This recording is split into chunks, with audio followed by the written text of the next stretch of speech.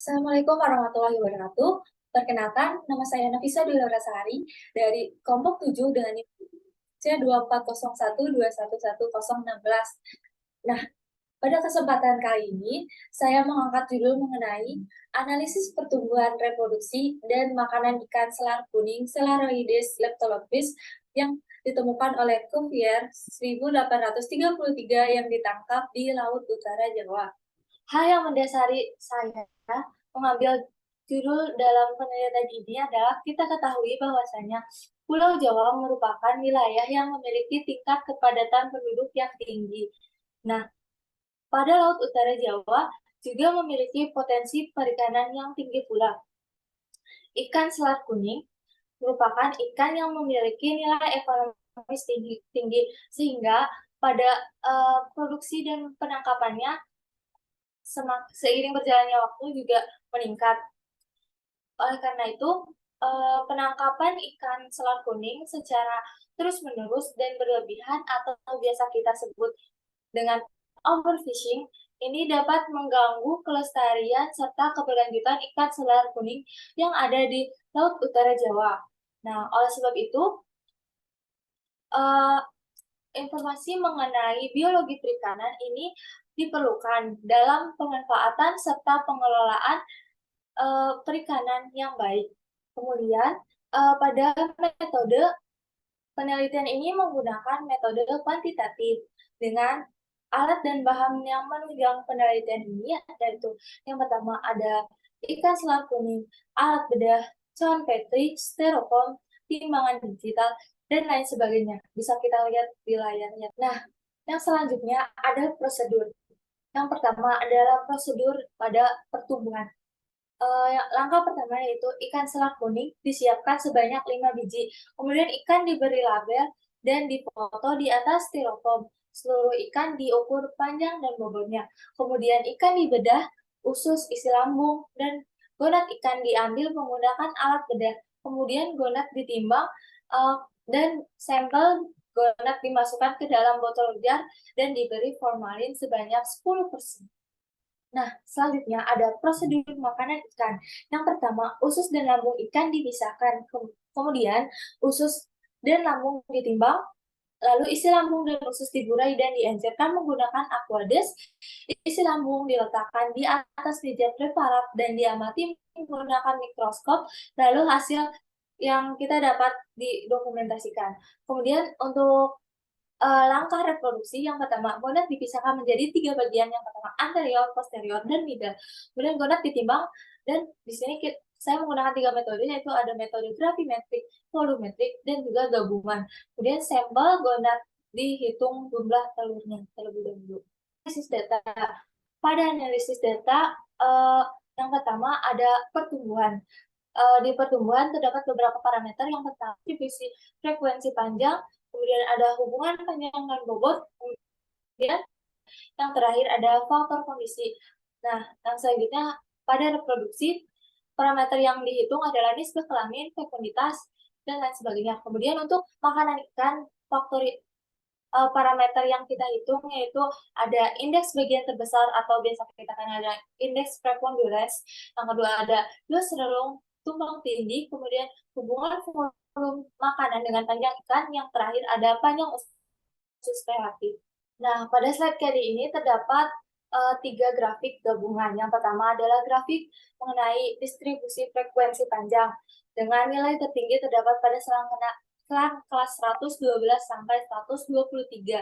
Nah, untuk hubungan panjang dan bobot, di sini terdapat jumlah ikan yang kita teliti diketahui terdapat 300 ekor. Kemudian untuk nilai R kuadrat sebanyak 0,5377. R kuadrat itu merupakan interval nilai yang menunjukkan tingkat hubungannya seberapa dekat, apakah tingkat hubungannya rendah, sedang, atau tinggi. Kemudian untuk yang bawah ini terdapat grafik faktor kondisi gabungan, yang mana di sini terlihat bahwa faktor kondisi yang tertinggi terdapat pada bulan April.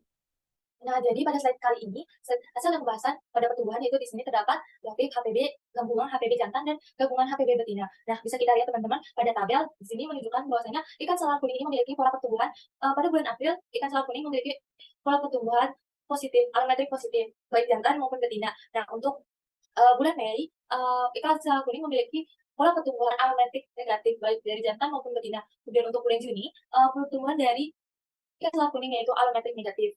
Kemudian di bawah sini ada tabel HPB yang mana pada jenis kelamin ikan jantan bulan April di sini terdapat 61 ekor. Kemudian pada bulan Mei terdapat 52 ekor dan pada bulan Juni terdapat 38 ekor. Nah, untuk jenis kelamin betina pada bulan April terdapat 39 ekor. Nah, untuk bulan Mei terdapat 50 ekor dan untuk bulan Juni terdapat 62 ekor. Teman, untuk pada slide pertumbuhan faktor kondisi dari jantan dan betina yang memiliki nilai tertinggi yaitu terdapat pada bulan Juni. Hasil dan pembahasan reproduksi, yaitu pada TKG. TKG ini selaras dengan TKG yang mana ketika TKG-nya tinggi, maka IKG-nya juga akan tinggi. Nah, di sini bisa kita lihat bahwasanya TKG pada ikan selar kuning yang tertinggi terdapat pada TKG 3 dan juga TKG 1. Nah, di sini juga terdapat tabel nisbah kelamin yang mana dapat ditarik kesimpulan bahwasanya ikan selar kuning ini memiliki perbandingan dari jantan maupun betina tidak sama dengan 1:1. Nah, untuk hasil dan pembahasan selanjutnya di sini ada grafik EKG dan juga fekunditas. Bisa kita lihat teman-teman di sini pada ikasan terdapat pada TKG. Keduanya terdapat pada TKG 4. Kemudian untuk fekunditas di sini fekunditas mempengaruhi satu satuan dengan sebesar 0,2404 dan 0,7928. Untuk grafik diameter telur di sini menunjukkan adanya beberapa puncak yang mana artinya bahwasanya ikan selar kuning ini memiliki pola pemijahan partial spawner ya, yakni ikan selar kuning ini mengeluarkan telur tuh secara bertahap. Jadi ukuran telur yang dikeluarkan oleh ikan selar kuning ini ukurannya berbeda-beda. Kemudian pada makanan ikan bisa kita lihat bahwasanya makanan utama pada ikan selar kuning yaitu Pleurosigma. Nah, di sini untuk makanan lainnya ada Cetoceros, Lichia, Nauplius, dan ada 13% makanan lainnya.